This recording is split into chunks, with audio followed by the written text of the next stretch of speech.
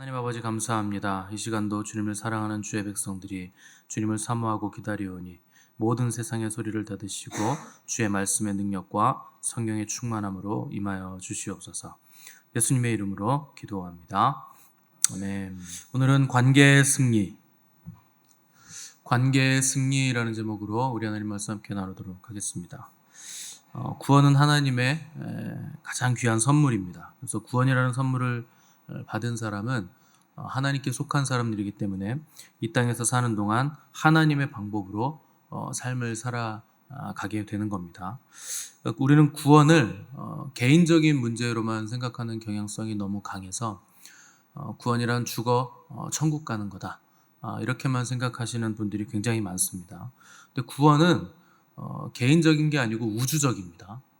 그리고 공동체적이고 종합적이고 입체적인 것이기 때문에 나 그냥 죽어서 천국에 올라가겠습니다 하는 정도로 구원을 생각하면 하나님이 주신 구원이 뭔가를 다 깨닫지 못하게 됩니다. 오늘 보시면 구원이라는 게 관계에서 얼마나 놀라운 일을 하는 것인가 하는 것을 바울이 설명해 주는데, 11절 시작할 때 바울은 그러므로 생각하라, 이렇게 시작을 했습니다. 여기 그러므로는 앞에 너희는 선한 일을 위하여 지으심을 받아 하나님의 은혜로 인하여 믿음으로 구원을 받았으니 그러므로 너희는 이제 생각하라, 이렇게 연결되는 거죠. 뭘 생각하라는 것인가? 이방인이었다는 걸 생각하라는 겁니다. 11절 12절 보시면 그러므로 생각하라, 너희는 그때 육체로는 이방인이요 손으로 육체에 행한 할례를 받은 무리라 칭하는 자들로부터 할례를 받지 않은 무리라 칭함을 받은 자들이라. 그때 너희는 그리스도 밖에 있었고 이스라엘 나라 밖의 사람이라. 약속의 언약들에 대하여는 외인이요 세상에서 소망이 없고 하나님도 없는 자이더니. 완전히 배제된 자들이었다. 구원하고는 상관이 없는 자들이었다는 겁니다. 유대인들은 하나님의 선택을 받은 민족이었는데 그 선택의 특징이 할례죠. 근데 이방인들은 할례를 받지 않은 사람들이었고 그리스도 밖에 있었고 이스라엘 민족도 아니었고 하나님의 약속을 받은 사람들도 아니었다, 하는 겁니다. 우리 민족이 그런 민족이죠. 우리가 하나님의 선택을 받은 민족이어서 잘 믿고 있다, 이렇게 생각하지만 그건 우리나라 안에 있기 때문에 그렇게 생각하시는 겁니다. 원래는 유대인들만 구원받기로 되어 있었던 건데 하나님의 섭리로 우리까지 복음이 들어온 거죠. 그런 사람들이었는데 우리가 지금은 어떻게 변했는지, 과거와 현재와 다가올 소망의 미래를 한번 잘 생각해봐라. 얼마나 큰 은혜를 받은 것인지 생각을 하라는 겁니다. 또 너희는 그리스도 밖에 있었던 사람이라 하는 거, 우리가 우상을 섬기던 사람들이었다는 거예요. 에베소 교회 사람들도 아데미 신전에서 아데미 여신을 섬기던 사람들이었기 때문에 사실은 아예 구원에 대한 건 소망이 없었던 사람들이었다 하는 것이죠. 우리나라도 마찬가지입니다. 하나님을 믿기는커녕 하나님의 이름을 들어본 적도 없죠.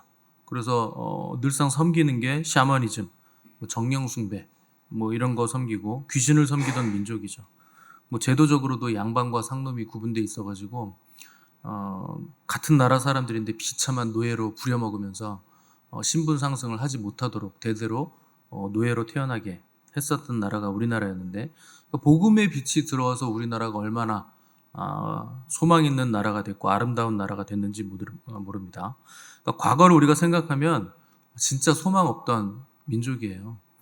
그런 나라가 얼마나 큰 구원을 받았는지, 교회가 생기고 나서 어떤 복을 받았는지, 어떤 약속을 받았는지 한번 생각을 해보라, 하는 것이죠. 또 13절에서 바울은 이제는 전에 멀리 있던 너희가 그리스도 예수 안에서 그리스도의 피로 가까워졌느니라, 말씀하고 있는데, 멀리 있었던 우리들, 하나님과 멀었다는 얘기입니다. 아예 하나님을 알지도 못했으니까 멀어도 한참 멀었죠. 근데 이제는 어떤 일이 생겼느냐? 이제는 그리스도와 연합하게 됐다 하는 것이죠. 염소와 송아지의 피가 아니라 예수님 자신의 피로 우리가 예수님과 연합하게 됐다는 거예요. 그래서 이제 예수님과 연합한 우리는 예수님이 우리 안에 계시고 또 우리 안에 예수님이 계시기 때문에 하나님 앞에 나갈 때 담대함으로 나갈 수 있게 됐다는 겁니다. 원래는 예수 그리스도가 없을 때는 하나님 앞에 나갈 때는 우리는 심판주 앞에 나가는 모습이 될 수밖에 없습니다. 근데 예수 그리스도의 피가 우리를 덮었고 우리 안에 그리스도가 계시고 그리스도 안에 우리가 있기 때문에 이제 하나님이 우리를 보실 때는 누구로 보시느냐? 예수 그리스도로 보시는 거예요. 그러니까 율법의 모든 요구를 완전히 다 만족시킨 존재로 우리를 보시기 때문에 이제 우리는 하나님을 만나면 하나님이 나의 아버지시다. 또 하나님을 보면 두려운 심판주로 보는 게 아니라 나를 사랑하시는 아빠, 아버지로 보기 때문에 기뻐할 수 있고 즐거워할 수 있고 그분을 바라보면서 우리가 행복감을 누릴 수 있다. 그렇게 됐다는 겁니다. 그러니까 이것만 해도 얼마나 큰 구원의 기쁨이고 감격인가 이걸 생각할 수 있어야 된다는 거예요. 근데 우리는 늘 이걸 망각합니다. 그래서 구원은 받았으니까 됐고 자꾸 딴 걸 이제 내놓으라고 하는 거예요. 여러분 구원보다 더 큰 건 없습니다. 구원이면 모든 거를 다 덮고도 남는 거예요. 근데 우리는 이제 다른 것을 얻기 위해서 다른 기쁨을 좀 더 누려보기 위해서 이제 이상한 것들을 다 고안하죠. 인위적으로 기뻐하려고 하는데 참된 기쁨을 모르면 다른 모든 기쁨들은 다 가짜입니다. 그 가짜들에 자꾸 속는 거예요. 또 주님이 이 말씀을 통해서 전에 멀리 있던 우리가 그리스도 예수 안에서 그의 피로 가까워졌다 하는 것은 이방인과 유대인들의 막힌 담이 이제 허물어졌다. 유대인과 이방인들이 예수 그리스도의 피로 이제는 한 형제가 자매가 돼서 가까워졌다는 뜻입니다. 그래서 이 에베소서를 쓴 사도 바울은 유대인 중에 유대인이고 또 바리새인 중에 바리새인이죠. 율법을 철저하게 지켰던 사람이죠. 근데 그가 예수 그리스도를 만나기 전에는 이방인들은 상종도 하지 않았던 사람이에요. 이방인들하고는 같이 겸상을 전혀 하지 않고 이방인들이 있으면 내가 부정타니까 옆에 가지도 않았던 사람인데 예수 그리스도를 만나고 보니까 그동안 가까이 해서는 안 될 존재였던 이방인들에 대한 인식이 이제 완전히 바뀌어지고 새롭게 보이더라는 겁니다. 원래 이전에는 피해가야 할 존재였는데 이제는 찾아가야 될 존재로, 그래서 밀어내야 할 존재였는데 끌어안아야 될 존재로 완전히 바뀌어져서 보이게 됐다는 거죠. 근데 이걸 바울이 무슨 힘쓰고 애써가지고 내가 예수 그리스도를 만났고 복음을 믿었으니 내가 사람들을 사랑해야지. 그래, 한번 열심히 해보자. 이렇게 된 게 아니에요. 그냥 자연스럽게 그렇게 됐다는 겁니다. 복음을 받아들이고 복음에 부딪히고 예수 그리스도를 만나고 나니까 사람들이 그렇게 보이더라는 겁니다. 이제는 끌어안아야 될 존재, 찾아가야 될 존재, 내가 사랑해야 될 존재가 아니라 그냥 사랑스러워 보이는 존재로 존재 자체가 바뀌어졌다. 어떻게 그런 일이 가능해졌냐? 예수 그리스도의 피로 가까워졌느니라. 예수 그리스도의 보혈이 그 사람들 그렇게 보여지게 나를 변화시켰다는 거예요. 그러니까 하늘과 땅이 완전히 뒤바뀌는 일을 뭐가 했느냐? 그리스도의 보혈이 그 일을 가능하게 했다 하는 것을 고백하는 거죠. 사실 이 세상을 살아가면서 이 땅을 살아가면서 여러분들이 가장 힘들어 하시는 것이 아마 관계일 겁니다. 인간관계가 가장 힘들죠. 별 또라이들이 다 있잖아요. 저건 진짜 내가 상종 못할 인간이다. 이런 인간들이요 부지기수예요. 관계가 굉장히 힘들죠. 여러분들도 돈 때문에 힘들고 직장 때문에 힘들어 하시기도 하겠지만 결국 뭐가 제일 힘드냐? 관계가 제일 힘듭니다. 관계 문제가 제일 힘든데 그러면 관계가 안 좋아서 힘드냐? 아닙니다. 좋은 관계라서 힘든 경우도 많아요. 특별히 여러분들이 더 많이 사랑하고 더 마음을 주잖아요. 그럼 그것 때문에 더 힘들어집니다. 좋을수록 더 큰 아픔과 상처를 주고 더 많이 신경 쓸수록 더 힘들어지는 게 관계라는 거예요. 인간관계라는 건 나쁘면 나빠서 힘들고 좋으면 좋아서 힘들고 사랑하면 사랑해서 힘들고 미우면 미워서 힘든 게 인간관계죠. 근데 원래 하나님이 우리에게 인간관계를 주실 때는 아프고 상처받으라고 주신 게 아닙니다. 처음에 주신 건 그게 아니에요. 태초에 하나님이 천지를 창조하시고 아담을 지으셨는데 나중에 하나님이 뭐라 그러셨냐면 사람이 독처하는 게 좋지 못하다 그러셨어요. 그러니까 애초에 사람은 관계를 통해서 성숙해 나가도록 하나님이 지으셨다는 거예요. 그래서 사람이 독처하는 거 좋지 못하니 내가 배필을 지으리라. 그래가지고 아담이 잠들었을 때 갈비뼈를 쥐어서 하와를 만들어 주시죠. 이 관계가 확대돼서 가족이 되고 또 사회가 되고 국가 되고 민족이 되는 건데 하나님은 이 관계를 통해서 돕고 베푸는 관계를 통해서 선하고 아름다운 인간관계들이 유지되기를 원하셨던 겁니다. 근데 이게 왜 일그러졌느냐? 죄로 인해서 관계가 다 파탄난 거예요. 그래서 아담이 하와를 처음 봤을 때 얼마나 아름다운 사랑의 세레나데를 불렀는지 몰라요. 이는 내 뼈 중에 뼈요 살 중에 살이로다. 얼마나 아름답습니까? 지구상에 어떤 남자가 여자에게 이런 고백을 했겠어요? 근데 선악과를 따먹고 나니까 하나님이 아담에게 너 왜 따먹었어? 물어보니까 아담이 뭐라 그럽니까? 하나님이 주셔서 나와 함께 있게 하신 저 여자가 그 나무 열매를 내게 줌으로 먹었나이다. 요즘 말로 하면 저 X 때문에 먹었어요. 이렇게 한 거예요. 처음에 그 아름다운 사랑의 세레나데는 어디 갔습니까? 이는 내 뼈 중에 뼈요 살 중에 살이라 그랬더니 저 X가 나를 꼬드겨서 주는 바람에 내가 먹었습니다. 근데 결국 누구 탓을 하는 겁니까? 하나님이 내게 주셔서 나와 함께 있게 한 저 여자. 하나님 탓하는 거예요. 하나님이 주신 여자 아닙니까? 나 하나님 때문에 먹은 거예요. 그러니까 처음에 좋고 아름다운 관계였는데 죄가 들어오고 나니까 관계가 파탄이 났다는 거예요. 그 다음 때인 가인과 아벨을 보십시오. 그 당시에 세상은 뭐가 부족한 세상이 아닙니다. 너무나 넓고 인구수는 별로 없고 모든 게 풍족했던 그런 세상인데 거기서 경쟁을 하는 거예요. 그래서 하나님이 네 재산은 받고 내 재산은 안 받아. 그래가지고 그게 열받아서 시기 질투가 나서 동생을 돌로 때려 죽이잖아요. 그러니까 인간관계가 어디까지 갈 수 있느냐? 살인까지 갈 수 있게 죄가 관계를 다 뒤집어 놨다는 거예요. 믿음의 조상이라는 아브라함과 사라는 어떻습니까? 하갈이 아들 낳아서 사라 구박하니까 주인집 여자니까 하라와 이스마엘 쫓아내버리죠. 또 야곱의 두 아내 레아와 라헬만 봐도 믿음의 조상들이라는 사람들의 계보인데 그 출산 경쟁을 하느라고 서로 시기하고 질투하고 반목하는 일들이 성경 내내 보이는 거죠. 그 성군이었던 다윗 왕의 아들 압살롬은 아버지를 쫓아내고 왕좌에서 쫓아내고 자기가 왕좌에 오르기도 하고 아무튼 별의별 일들이 다 관계 안에서 일그러진 관계들로 성경은 다 기록을 해놨다는 거죠. 부부관계, 형제관계, 부자관계, 이웃관계, 하나님과의 관계 온통 다 관계가 왜곡되고 뒤틀리고 시기와 경쟁과 반목으로 인해서 피로 물든 관계가 됐다. 왜 그렇게 됐는가? 왜 관계가 우리에게 고통과 상처로 다가오게 됐는가? 죄가 그 일을 했다는 거예요. 그 선악과를 따먹은 그 죄 때문에 우리의 관계들이 이렇게 뒤틀렸다 하는 것을 성경이 명백하게 보여주는 거죠. 근데 이 관계를 누가 회복했느냐? 우리 주님이 회복을 해주셨다는 겁니다. 어떻게 회복해 주셨느냐? 예수 그리스도의 보혈의 능력으로 이 관계를 회복해 주셨다. 그래서 예수 그리스도 안에서 전에 멀리 있었던 우리들이 그리스도의 보혈 안에서 서로 가깝게 되어서 이제 나를 벗어나 상대를 끌어안을 수 있는 능력을 갖게 해주셨다는 거예요. 그러니까 우리에게 그 능력이 있다는 겁니다. 보혈의 능력이 우리에게 그것을 가능하게 해주셨다. 우리 주님이 이 땅에 계실 때 얼마나 많은 관계 안에서의 거부와 상처와 배반과 폭력에 노출되셨는지 모릅니다.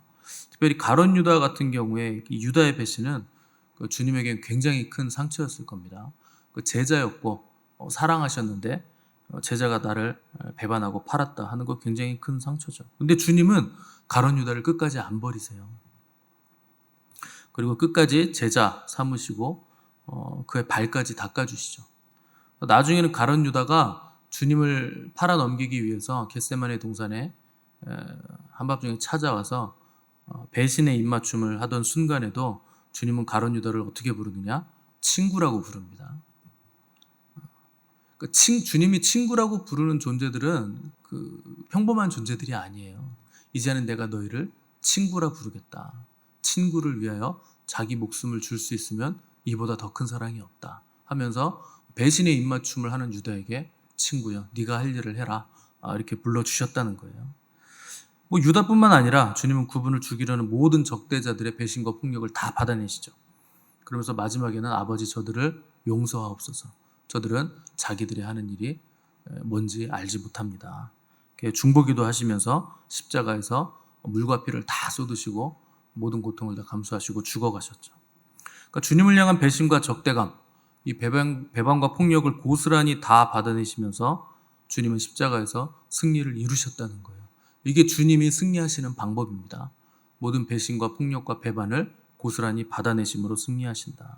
그렇게 흘리신 승리가, 그 보혈의 능력이 오늘 저와 여러분들에게 고스란히 동일하게 역사하고 있다는 거예요. 우리 안에 그 승리가 있다는 겁니다. 그 주님이 이루신 승리를 잘 보시면 좋은 관계만 선택하셨는가? 아니에요. 모든 관계를 다 주님은 선으로 바꾸어내시고 그 관계 안에서 승리를 이루셨다는 겁니다. 십자가가 그 증거죠.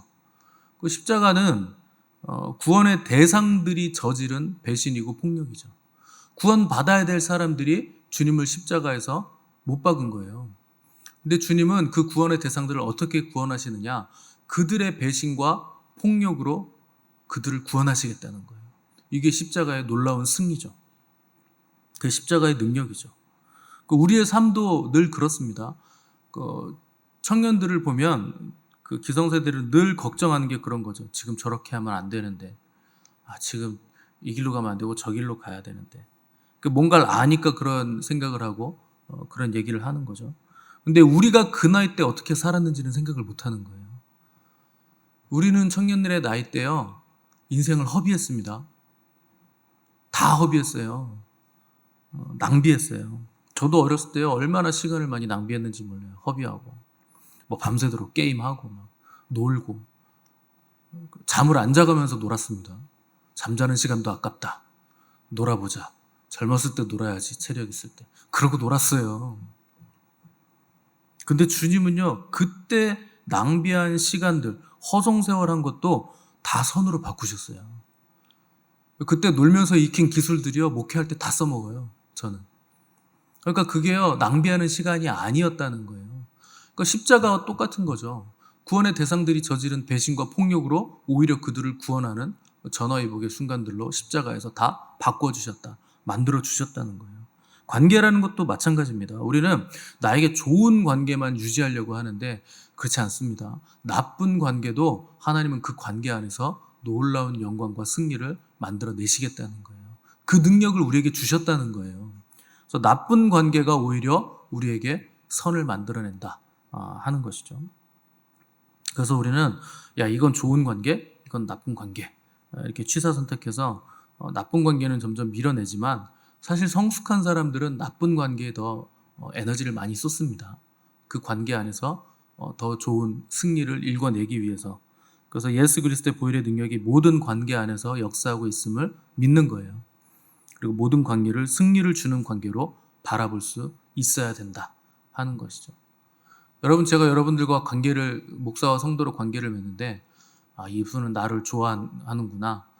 그러면 좋은 관계를 잘 맺고 자주 만나고, 이분은 나를 별로라고 생각하는구나. 그래서 이제 밀어내고 막 척지고 그러면 그 목회가 되겠습니까? 다 페어하게 봐야 되거든요. 공평하게.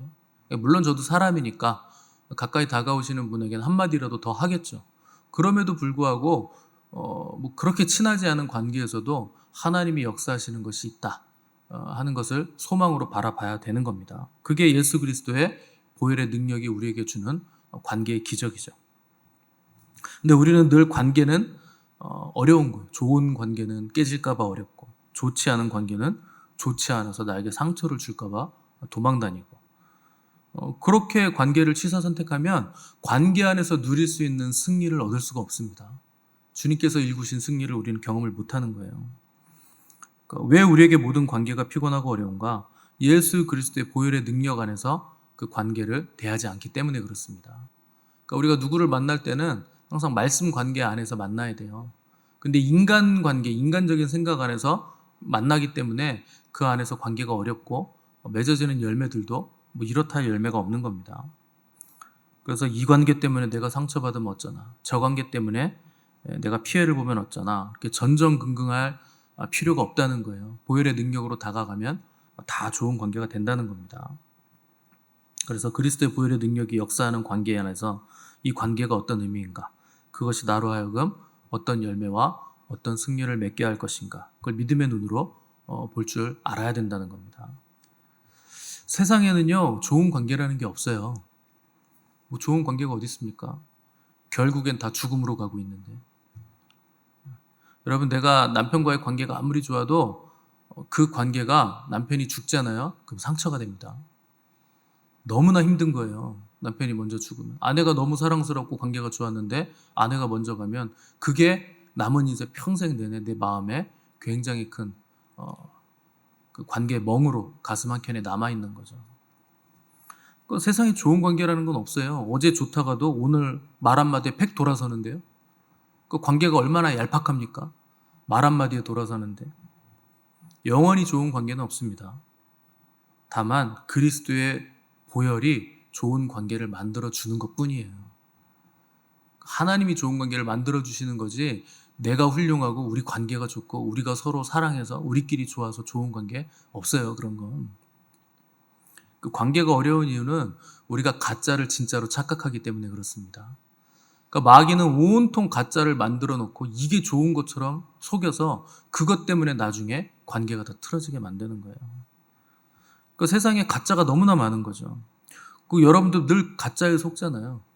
성공이라는 게 뭡니까? 사람들은요, 명품이 많으면 성공이라고 착각합니다. 그거는 가짜 성공이에요. 술이라는 것도 가짜예요. 희락이라는 건 하늘로부터 내려오는 게 희락이고 기쁨인데 술을 마셔서 기쁘고 싶은 거죠. 가짜 기쁨이죠. 가짜 희락이죠. 가공식품은 가짜 음식이고, 마약은 가짜 행복이고, 담배는 가짜 휴식이죠. 전부 다 가짜예요. 게임이라는 건 가짜 성취감을 느끼게 해주죠. 거기서 성취감 느껴가지고 그 성취로 뭘 할 수 있습니까? 가상세계에서 느끼는 성취인데. 그래서 가짜의 특징은 단기간에 빠르게 뭔가 열매를 볼 수 있게 해줍니다. 그건 전부 다 가짜예요. 운동도 여러분 오랜 시간이 걸리잖아요. 근육을 만들려면. 근데 뭐 2, 3일 하고서 만들어집니까? 근데 가짜들은 빠른 시간에 뇌에서 도파민을 분비시킵니다. 그래서 나중에 더 많은 도파민이 분비되게 해서 뇌를 마비시키는 거예요. 그걸 그러면은 극복하기 위해서 더 많은 도파민으로 쾌락을 느끼기 위해서 더 많은 양을 때려 넣어야 되는 거예요. 그걸 중독이라고 부르는 겁니다. 가짜는 전부 그런 프로세스를 가지고 있는 거죠. 단기간에 뭔가 쉽게 성취할 수 있게. 근데 진짜는 그렇지 않아요. 오래 걸리고 어렵고 힘들어야 됩니다. 그래야 거기 안에서 승리를 일궈낼 수가 있는 거죠. 눈 감고도 쉽게 할 수 있는 일이면 그 일을 뭐 하려고 합니까? 할 이유가 없어요. 그거는. 눈 감고도 되면 언제든지 할 수 있는 겁니다. 우리가 해야 될 일은 되지 않는 거, 어려운 거, 힘든 거, 그걸 해야죠. 어려우니까 도전하는 것이고, 저항이 있으니까 우리가 승리라고 부르는 겁니다. 관계라는 건 어렵죠. 근데 관계가 어렵다는 건 지금 내가 성숙해져 가고 있다는 뜻입니다. 관계는 어려워야 돼요. 쉬운 관계가 어디 있어요? 쉬운 관계면 거기에 신경 쓸 일이 뭐가 있습니까? 쉬운 관계면 예수 그리스도의 보혈이 왜 필요합니까? 그 귀한 보혈의 피를 그 쉬운 데다가 왜 씁니까? 어려운 데 쓰셔야죠. 어려운데. 어려우니까 도전하는 거예요. 그래서 나를 때리고 찌르고 피멍이 들게 하는 그 관계의 자리가 우리 주님이 계셨던 자리예요. 그래서 우리도 그 자리에 머물러야 됩니다. 그래서 주님이 거부와 배신과 폭력 안에서 그 관계 안에서 승리를 이루신 것처럼 우리 또한 그런 자리 안에서 머물러 승리하신 주님을 닮아가는 복된 저 여러분 되시기를 간절히 바랍니다.